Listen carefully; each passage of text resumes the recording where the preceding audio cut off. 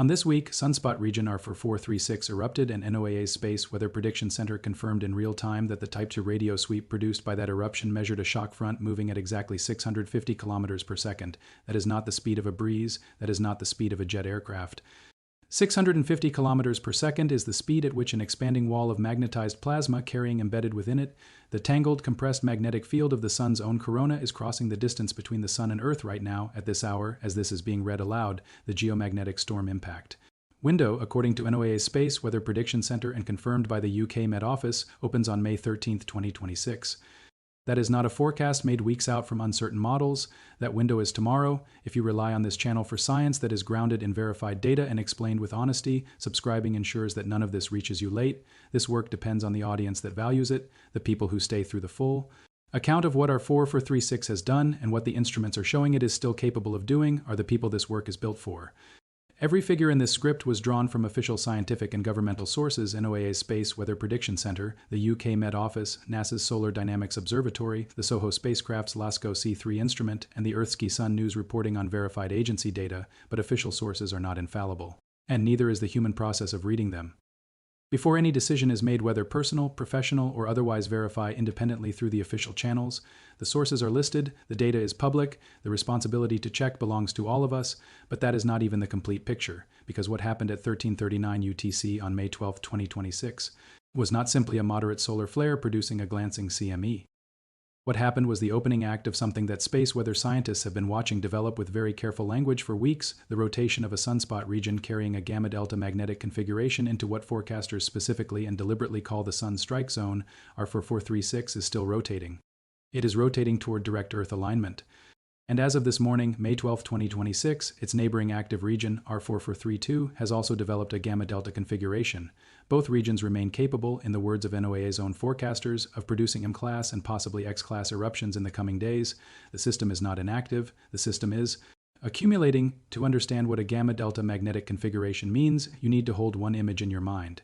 Imagine two magnets forced together so that their opposing poles are pressed against each other, north against north, south against south, with enough force that the magnetic tension between them becomes physically visible as a compressed, tortured boundary line running through the center of the sunspot group. That boundary line is called a polarity inversion line.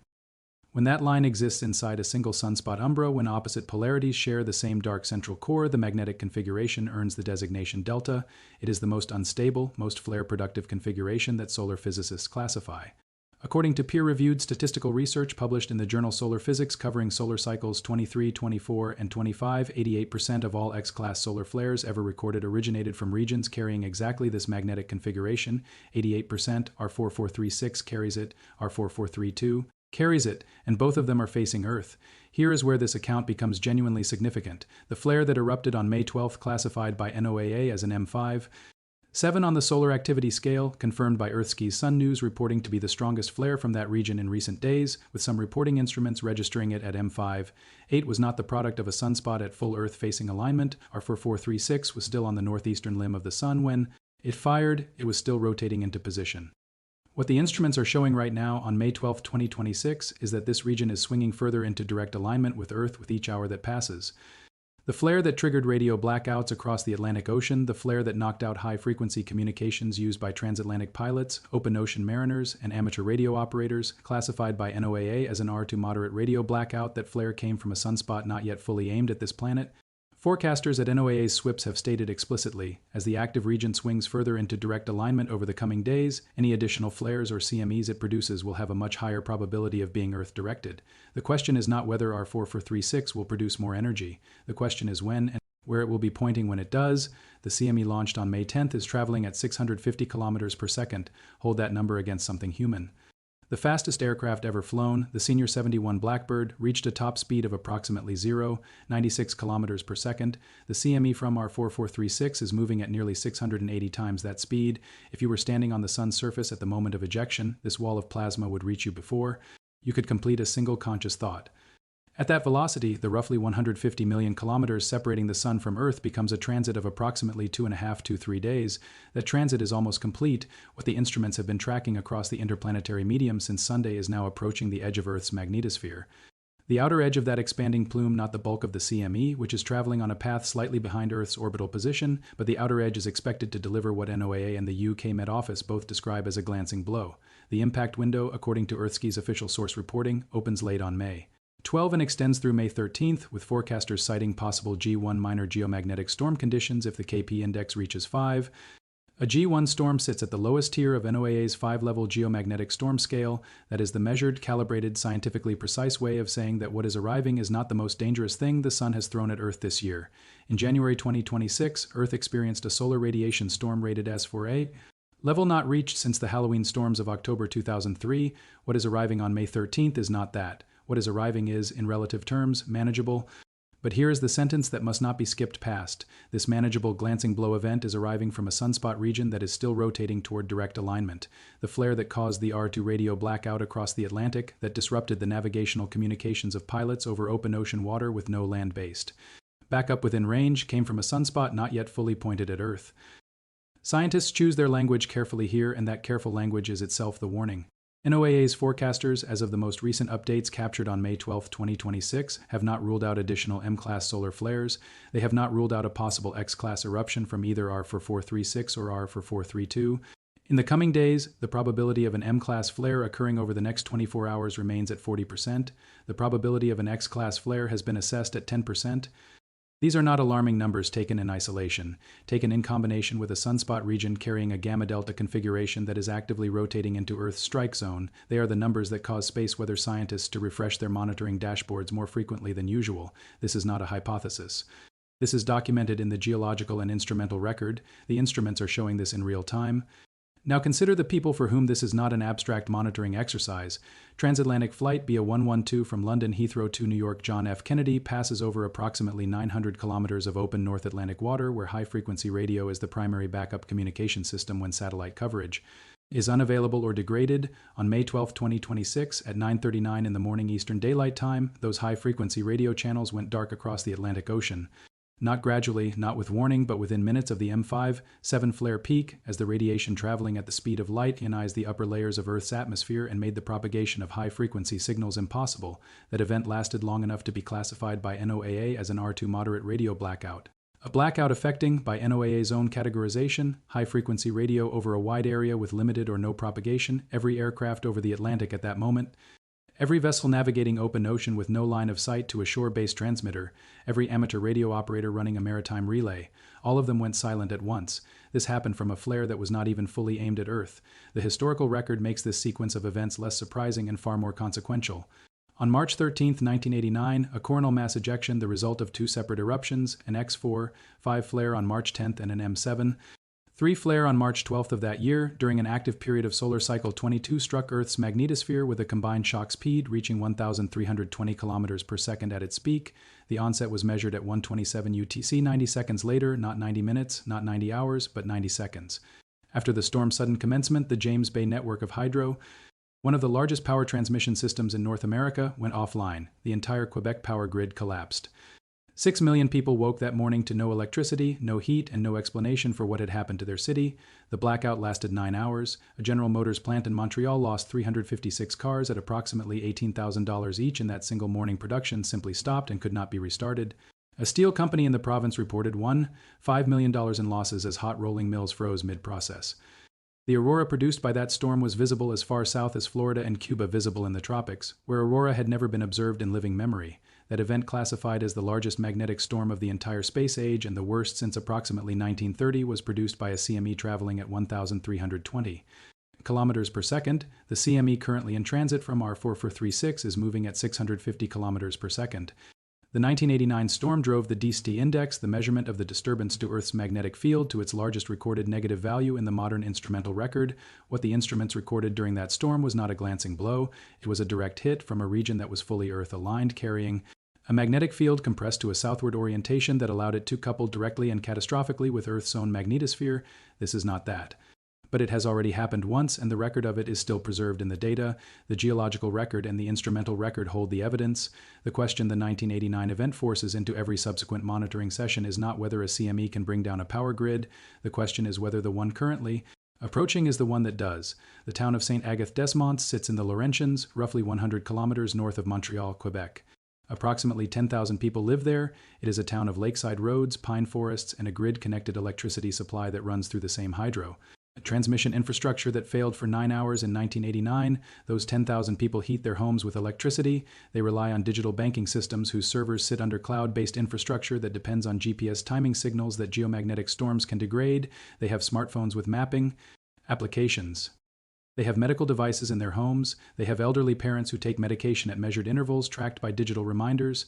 If any one of them were sitting in front of the data that NOAA's Space Weather Prediction Center published on May 12, 2026, the gamma delta configurations, the 650 km per second. CME, the rotating sunspot approaching direct alignment, what question would they ask? They would ask the same question that the engineers at Hydro failed to act on in time on the morning of March 13, 1989. They would ask, is this the one? The science does not allow a confident no, not today. Here is where the connected systems enter the account, because the M5.8 flare from AR4436 is not an event occurring in isolation from Earth's broader electromagnetic and atmospheric environment. Solar wind, the continuous stream of charged particles flowing outward from the sun at typical speeds of 400 to 800 kilometers per second carries with it the sun's magnetic field, embedded and twisted into what scientists call the interplanetary magnetic field, or IMF. The behavior of the B's component of that IMF, specifically whether it is pointing northward or southward when it arrives at Earth, determines with a precision that cannot be overstated whether a given CME produces a geomagnetic storm or passes Earth with minimal effect. A northward B's allows Earth's own magnetosphere to deflect the incoming plasma. A southward B's allows the incoming magnetic field to connect, to couple, to transfer energy directly into the ring current that surrounds Earth and drives geomagnetic storms to their most intense conditions. The B's component cannot be measured with any useful advance warning until the CME reaches the monitoring instruments at the L1 Lagrange point, approximately 1.5 million kilometers from Earth at 650 kilometers per second. That gives forecasters roughly 40 to 50 minutes of warning before impact. 40 to 50 minutes to decide whether to implement grid protection protocols, whether to alert satellite operators to enter safe mode, whether to warn polar flight operators to reroute away from latitudes where radiation exposure during a storm becomes measurable. Minutes are not hours, and in this context, that difference is everything. The second connected system is the ocean. Sea surface temperature anomalies in the North Atlantic and North Pacific are not, on their surface, a space weather phenomenon, but the ionospheric heating that accompanies intense geomagnetic storms, the expansion of the thermosphere, and the disruption of the electron density gradients in the ionosphere degrades the GPS signals that modern shipping, fisheries management, and climate monitoring all depend on. As of May 12, 2026, Earth is operating at the peak of solar cycle 25. The UK Met Office has explicitly stated that 2026 marks a peak year for solar activity, increasing the likelihood of visible auroras at lower latitudes, which is the visible evidence of a broader truth, that the magnetosphere is being pressed harder, more frequently, and with less recovery time between events than at any point in the last decade. The Thermosphere Climate Index, as reported by SpaceWeather.com using NASA data updated on May 12, 2026, is currently registering at 1674 times 10 to the power of 10 watts, a number that reflects how much energy the upper atmosphere is absorbing from solar activity. That energy expands the thermosphere outward. The expanded thermosphere increases atmospheric drag on satellites in low Earth orbit. Satellites in low Earth orbit include, among other things, the constellation that provides GPS precision to the fishing fleets operating in the North Atlantic, whose catch data feeds into the marine ecosystem models that track the health of Atlantic cod, herring, and mackerel populations under climate stress. These are not separate stories. These are the same story told in different frequencies. In January 2026, Earth experienced a solar radiation storm rated S for a level not reached since the Halloween storms of 2003, which caused power outages in Sweden, damaged transformers in South Africa, and produced the most powerful solar explosions ever recorded on the modern instrument record. The January event was described by NOAA's SWPS as producing one of the most intense proton flux events in more than 20 years. Now, 4 months later, AR4436 and AR4432, both carrying gamma delta magnetic configurations, both remaining active on the northeastern limb of the Sun, both continuing to evolve in complexity, are rotating into direct Earth-facing alignment. The 7 centimeter radio flux from the Sun, the standard measure of overall solar activity, was recorded at 126 solar flux units on May 11, 2026, according to SpaceWeather.com data. Solar cycle 25 has produced 0 spotless days in 2025 and only 3 in all of 2026, compared to 208 spotless days in 2020 when the Sun was at its quietest. The Sun is not quiet, the Sun has not been quiet, and the region responsible for the CME now approaching Earth is still on the disk, still active, and still moving into better alignment with every hour. Consider also the people living 3,200 kilometers from St. Agatha in the Scottish Highlands north of Inverness. The small town of Tongue, Sutherland, sits at approximately 58 degrees north latitude on the northern coast of Scotland, population roughly 500 in 2026 during an active geomagnetic period. In March, auroras were visible over much of the UK. Earthsky's official forecasting data from NOAA states clearly, if the incoming CME produces KP equals 5 storm conditions, auroras will reach Seattle, Minneapolis, Edinburgh, and the Scottish Highlands. The people of Tongue, Sutherland, may wake on May 13th to a sky showing them the green and purple light of a geomagnetic storm. Visible at their latitude, that would be beautiful. It would also be visible evidence that the magnetosphere above their heads is being compressed, that geomagnetically induced currents are flowing through the long power lines that serve the Scottish national grid, and that the same physics that lit the sky over Quebec in 1989 is at work above their town. They would be looking at the same phenomenon that preceded a 9-hour blackout affecting 6 million people. They might not know that, but the data knows it. The Carrington event of September 1, 1859, remains the most intense geomagnetic storm in recorded history. British astronomer Richard Carrington was at his private observatory in Redhill, Surrey, sketching sunspots at approximately 11:18 in the morning of September 1st when he observed a sudden blinding white flash, a solar flare so powerful it was visible to the naked eye through his telescope filter. He noted the time. He published his observation. Less than 18 hours later, a transit time that remains among the fastest ever documented, implying a CME velocity that researchers have estimated produced a minimum disturbance to Earth's magnetic field of approximately negative 1,760 nanoteslas, compared to the March 1989 storm's record negative DST value. Earth's magnetosphere was struck by the full force of that ejection. Telegraph lines across Europe and North America failed. Telegraph pylons threw sparks. Papers were set alight by electrical currents surging through wires. Telegraph operators received electric shocks from their equipment. In Norway, pieces of paper on telegraph lines ignited from the discharge of induced currents. In Baltimore, Maryland, a telegraph operator reported that the intensity of the spark at the moment of contact was sufficient to set fire to the woodwork of the switchboard.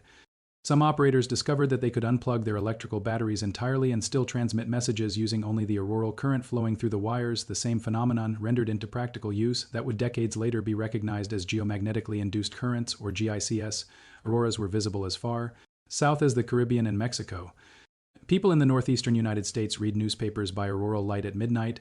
According to the National Academies of Sciences, a geomagnetic storm of Carrington magnitude occurring today has the potential to cost nearly $2 trillion in damage, disrupting telecommunications infrastructure, banking systems, GPS, and the electrical energy grid simultaneously and globally. This has already happened once, and the record of it is still preserved in the instruments of space, weather science that were built, in no small part, because of what Richard Carrington saw through his telescope on the morning of September 1, 1859. What the official data actually shows is a planet in 2026 that is more dependent on electromagnetic infrastructure than at any point in its history, approaching the impact window of a CME produced by a sunspot region that is still rotating into better alignment with Earth during the acknowledged peak of a solar cycle that has already produced an S for radiation storm this calendar year, with a second active region carrying equivalent magnetic complexity operating in parallel. The monitoring is in place. NOAA's SWPS is tracking AR4436. NASA's STO is imaging it in multiple wavelengths. The SOHO spacecraft's LASCO C3 instrument, operating at the L1 Lagrange point, captured the CME launch, and the images are publicly available. The UK Met Office's Space Weather Forecasting team has issued its assessment, the Aurora forecast. Models have been updated. The 40 to 50-minute warning window that B's measurement at L1 provides has been factored into grid operators' response protocols in ways it was not in 1989. Detection is possible, warning is possible. Prediction precise, confident, reliable prediction of whether the Bs will tilt south, whether the storm will reach G3 instead of G1, whether the next flare from AR4436 as it rotates further into alignment will be an M-class or an X-class or something larger. That prediction remains beyond the reach of every instrument and every model currently deployed by every space agency on Earth. This is not a failure of science. This is the honest boundary of what science can currently do. The monitoring is in place and detection is possible, but prediction is not. The CME from AR4436 was accompanied by a fast, powerful pressure wave that scientists detected racing ahead of the main ejecta, a shock front that serves as the advance announcement of what follows. That shock front, moving at 650 kilometers per second, is the signal that arrives first. Behind it comes the main body of the CME, the magnetized plasma cloud, carrying its embedded and potentially southward-oriented magnetic field, which will arrive at the outer boundary of Earth's magnetosphere in the impact window that opens tonight and runs through May 13th. Space weather forecasters at Earthsky, summarizing NOAA and UK Met Office data published on May 12, 2026, have stated this might trigger a G1 minor geomagnetic storm, or it might deliver only a weak disturbance, or it might miss entirely. That range from minor storm to near miss is not imprecision. It is the honest description of what the most sophisticated solar monitoring network in human history is able to tell us at this moment. It may also combine with coronal hole effects if a high-speed solar wind stream from a coronal hole reaches Earth simultaneously, potentially compounding the disturbance in ways that cannot yet be fully modeled. And behind all of this, behind the incoming CME, behind the G1 forecast, behind the aurora probability maps showing possible visibility at Edinburgh and the Scottish Highlands and Seattle and Minneapolis, AR4436 continues to rotate. It is still evolving. It has not finished moving into alignment. The gamma delta configuration that solar physicist Patricio, observing from Santiago, Chile, confirmed on May 11, 2026, in his filtered image submitted to the Earthsky Community Photos Archive, is still present.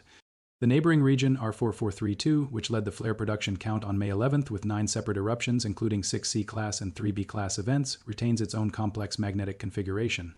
2 active regions, both carrying the magnetic signature that statistics associate with 88% of all recorded X-class solar flares, both currently positioned on the Earth-facing disk of the Sun during the acknowledged peak of solar cycle 25, which the UK Met Office has explicitly called the peak year for solar activity, with increased likelihood of aurora at lower latitudes. The Sun rose over Earth this morning, May 12, 2026, as it has risen for approximately 4.5 billion years. It will rise again tomorrow, May 13th, over the same cities, the same grid infrastructure, the same satellite constellations, the same transatlantic flight corridors, the same fishing boats, the same hospitals with backup generators, the same elderly residents of St. Agatha-des-Monts and Tongue, Sutherland, whose daily lives depend on an electromagnetic infrastructure that was never designed with the Carrington event as its design specification. The storm impact window opens tomorrow, whether what comes through that window is a quiet disturbance that produces only a brief brightening of the aurora loval, or whether it is the beginning of something that forces the question of 1989 back into the present tense. That answer is not yet written. It will be written by the bees reading at the L1 Lagrange point, measured by instruments orbiting 5 million kilometers from Earth, approximately 40 minutes before it matters.